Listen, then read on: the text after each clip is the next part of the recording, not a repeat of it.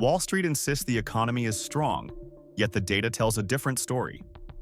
Credit card debt has exploded past $1.33 trillion. Auto loan delinquencies just hit a 15-year high, and rent now consumes over 40% of the median household income in major U.S. cities. Used cars are sitting on lots for 120 to 150 days. Food banks report demand up 20% to 40%, and elderly homelessness has surged by over 30% in just 2 years. This isn't a forecast. It's the footprint of a recession already underway. America isn't preparing for a downturn. Millions are already living in one. The reason millions of Americans already feel like they're living through a recession is because the indicators used to declare one no longer match the economic reality on the ground. GDP growth and low unemployment create the illusion of stability, but these headline metrics mask the deterioration happening underneath. Labor force participation remains stuck below 63%, meaning millions are not counted as unemployed at all. Another 8.4 million people now hold 2 or more jobs just to keep up with rising expenses, artificially making the labor market look healthier than it is. At the same time, real wages adjusted for inflation have stagnated, and purchasing power continues to erode as essential expenses outpace income growth. What the official narrative conveniently ignores is the rapid deterioration of household liquidity. The personal savings rate has collapsed to under 4%, one of the lowest levels in modern history, meaning families have almost no buffer for emergencies. Meanwhile, total household debt has surged past $17.5 trillion, driven by rising interest costs on mortgages, auto loans, and credit cards, all of which tighten financial pressure long before economists acknowledge a downturn. When debt grows faster than income, the economy may look stable on paper, but daily life becomes increasingly unmanageable. The other distortion comes from how economic strength is measured. Stock market gains and corporate earnings say nothing about the financial state of the bottom 80% of households. In fact, the top 10% now control nearly 90% of all stock market wealth, meaning market highs reflect concentration, not broad prosperity. When economists cite strong consumer spending, they rarely mention the uncomfortable truth. A growing share of that spending is financed by high-interest credit. Credit card interest rates are now above 22%, the highest ever recorded, turning everyday purchases into long-term liabilities. This widening gap between official metrics and lived experience is not a minor statistical quirk. It is the core reason the recession feels invisible to policymakers, but unavoidable to ordinary families. When traditional indicators disconnect from real-world conditions, a false sense of economic security takes hold. The result is exactly what America faces today: a recession that has already begun at the household level, but remains unacknowledged at the institutional level, allowing the crisis to deepen unchecked. The clearest proof that the recession is already underway is found on Main Street, where small businesses act as real-time economic sensors. Unlike large corporations insulated by credit lines, stock buybacks, and federal support, small enterprises rely directly on daily consumer activity. When household budgets tighten, these businesses feel the impact immediately. Over the past year, foot traffic across local retail, repair shops, salons, and neighborhood service providers has fallen sharply, with national data showing a decline in discretionary local spending of more than 11%. Such contractions do not appear in headline GDP figures, but are unmistakable signals of economic distress. Commercial vacancy rates are rising across multiple regions, surpassing 20% in several mid-sized cities.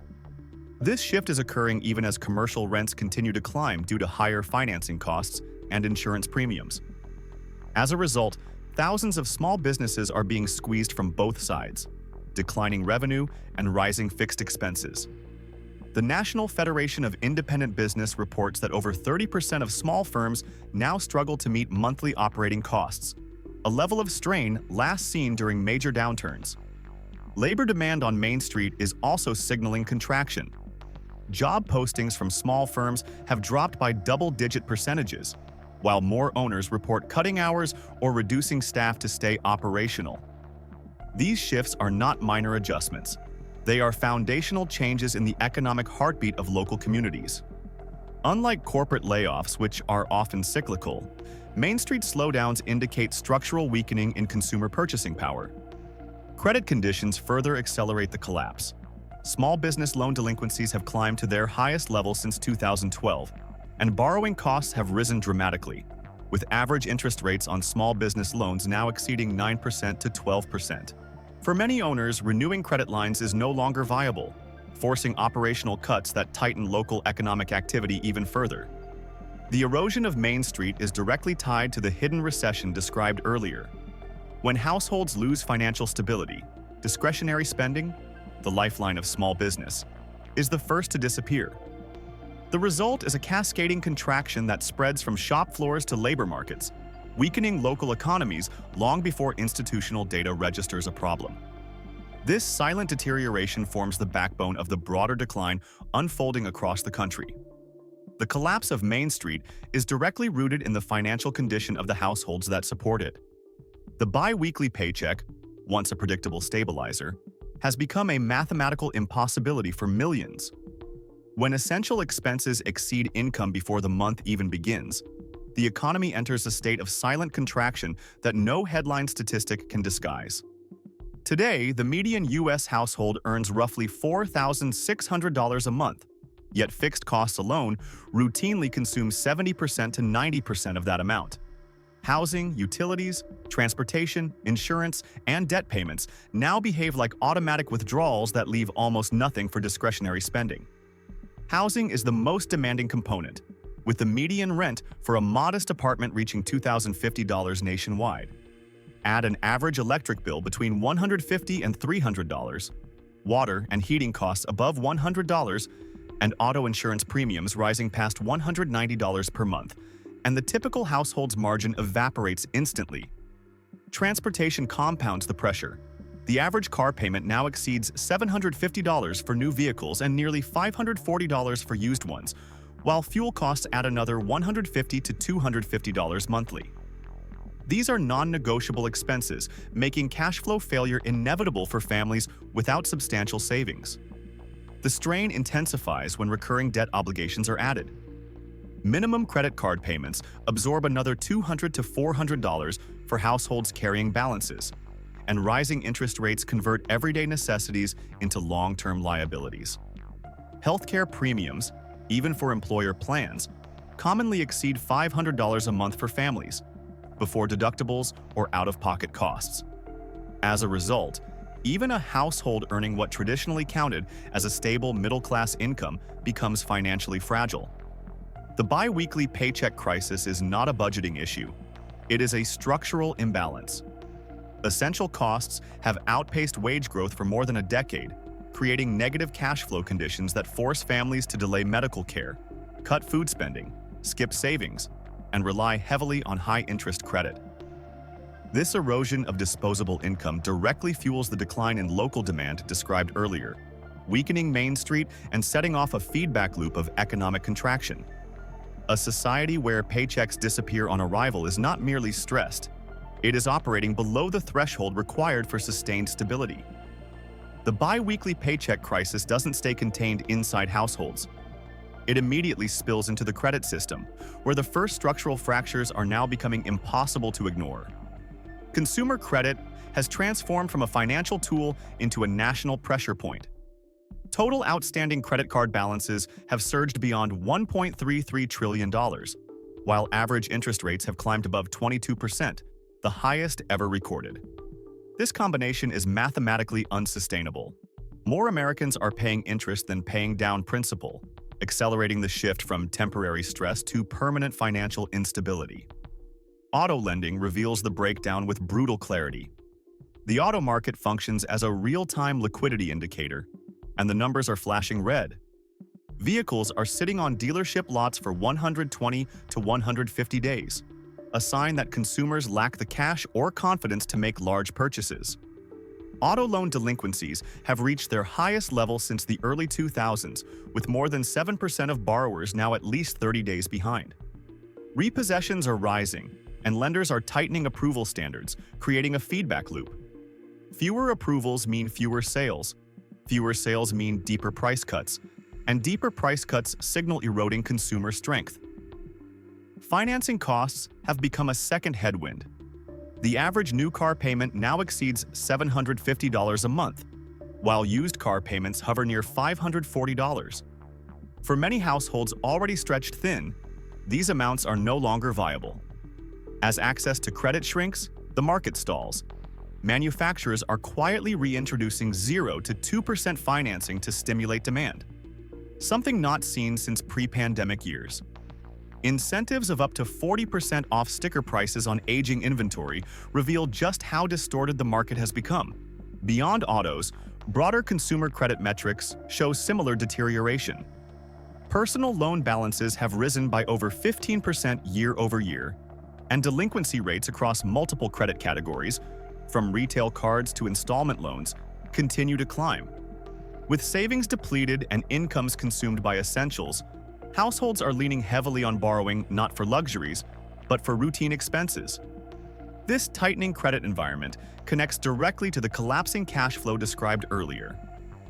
When families exhaust their borrowing capacity, discretionary spending vanishes, business revenues weaken, and the broader economy loses its primary buffer against recession. Consumer credit is no longer a cushion. It has become a fault line, and the cracks are spreading.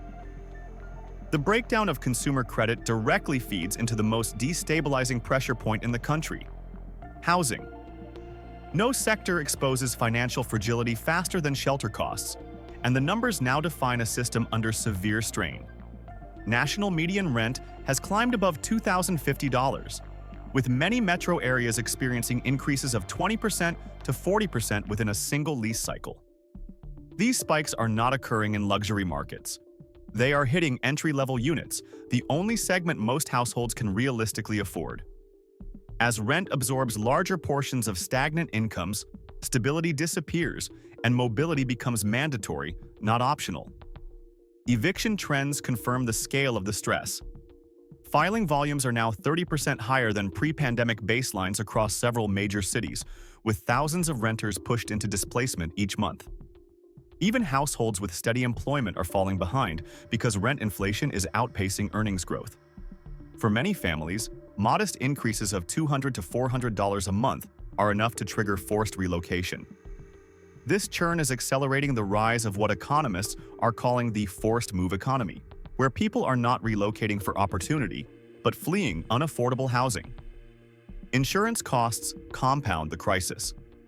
In states like Florida, Louisiana, and Texas, homeowners' insurance premiums have surged by 30% to 50%, pushing many landlords to raise rents or withdraw units from the market entirely.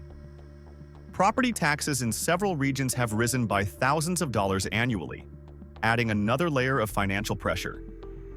These structural costs funnel upward into rent adjustments, creating a cycle where tenants absorb increases they can no longer afford.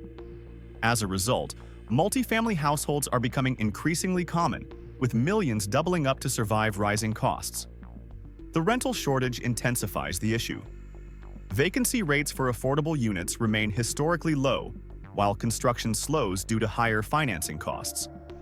This imbalance limits housing options and forces many renters into overextended leases, extended commutes, or low-quality units at inflated prices. Displacement from rising costs feeds directly into broader economic instability, as housing insecurity undermines workforce reliability, disrupts local economies, and increases reliance on strained social systems. Housing stress is not an isolated crisis. It is the central mechanism accelerating the economic downturn. When shelter becomes unaffordable, every other part of the economy weakens, pushing the country deeper into a recession that remains unacknowledged but unmistakably real. The housing strain does not exist in isolation. It is part of a broader cost of living shock driven by essential expenses rising faster than household income. These are not discretionary costs. They are mandatory, recurring obligations that determine whether a family can remain financially stable. Across the country, utility bills have climbed at a pace that outstrips wage growth by a wide margin. Electricity prices are up more than 25% in 3 years, with monthly bills commonly reaching $180 to $300, even in average-sized homes. Heating and water costs add another $100 to $200, converting basic household functions into constant financial pressure. Insurance has become its own source of inflation. Auto insurance premiums have surged more than 19% year over year, the fastest increase in decades, pushing the average monthly cost above $190. In several states, premiums have climbed so aggressively that drivers are being forced to reduce coverage levels or drop optional protections entirely. Homeowners insurance shows even sharper escalation, especially in high-risk regions. States like Florida, California, and Louisiana have seen annual increases ranging from 30% to over 60%, with some insurers withdrawing from entire zip codes. These increases ultimately ripple into rent, mortgage burdens, and operational costs across local economies.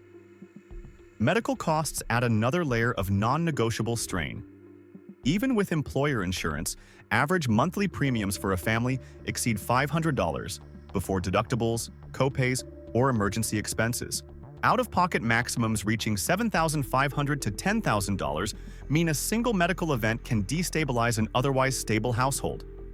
This medical cost exposure reduces financial resilience and forces families to delay care, avoid prescriptions, or rely on credit to cover essential treatment. What makes this crisis unprecedented is the cumulative effect.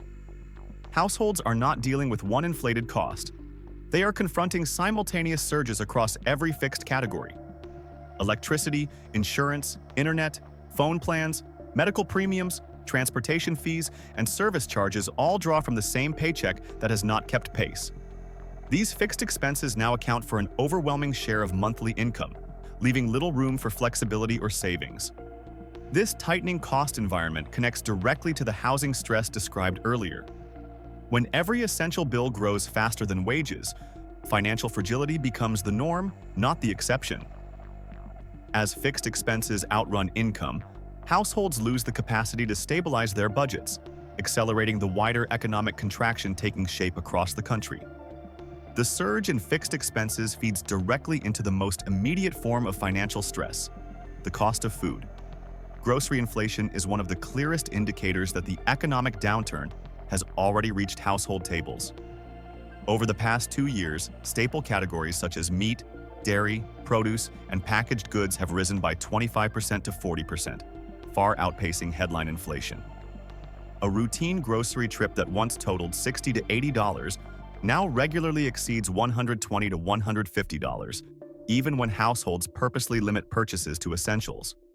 This is not a matter of luxury goods increasing in price. It is the cost of basic survival rising beyond affordability. Shrinkflation intensifies the impact. Packages of snacks, cereals, cleaning supplies, and beverages now contain 10% to 30% less product at the same or higher price. A pound of ground beef frequently sells in 0.85-pound packages. Cartons of eggs are sold at rising premiums, and popular household staples such as coffee, nuts, and frozen vegetables have quietly reduced quantities while charging significantly more. This hidden inflation erodes purchasing power without appearing in traditional measurements, leaving families feeling like they are spending more yet receiving less with every trip. The strain on food access becomes even clearer when examining safety nets. Food banks across the nation report demand increases between 20% and 40%, with many regions experiencing record-high requests for emergency meals. At the same time, several states have seen reductions in food assistance funding, canceled USDA deliveries, or administrative delays that leave qualified recipients waiting months for benefits. In some areas, food pantries have been forced to limit distribution or close temporarily due to shortages. SNAP benefits, which average around $6.20 per person per day, no longer cover the cost of even the most basic grocery list. Rising prices and reduced purchasing power mean that families depending on these programs are increasingly unable to meet monthly food needs. As a result, food insecurity now affects a growing segment of working households who previously did not rely on assistance at all. This breakdown in food affordability is not an isolated pressure. It is a direct outcome of the broader cost of living crisis and rising financial instability. When families can no longer afford consistent nutrition, the evidence of recession becomes undeniable. reinforcing the deepening deterioration already visible across housing, utilities, and credit systems. The breakdown of food affordability marks a turning point where financial distress becomes visible in social indicators that rarely appear in official economic reports. One of the most revealing metrics is the surge in pet surrenders. Shelters across the country report increases of 30% to 60% in owners giving up animals because they cannot afford food, veterinary care, or rising pet-related costs influenced by inflation and tariffs. Adoptions are simultaneously declining, indicating that households are losing both the capacity and confidence to take on long-term responsibilities. This shift is a real-time reflection of household fragility. A parallel trend is the rise of hidden homelessness, which expands far beyond encampments and shelters.